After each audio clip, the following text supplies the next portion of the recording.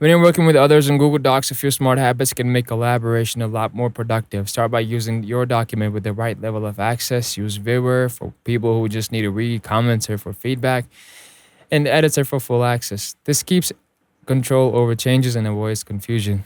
So give it feedback clearly, switch to suggesting mode.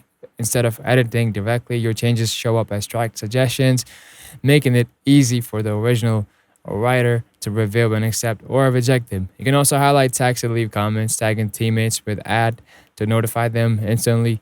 For longer documents, turn on the outline feature so collaborators can quickly jump between sections. Use version history to track changes over time, and name key versions before major updates so you can easily reword if needed. If this helped you collaborate more effectively, follow for more simple tips that boost productivity with free Google tools.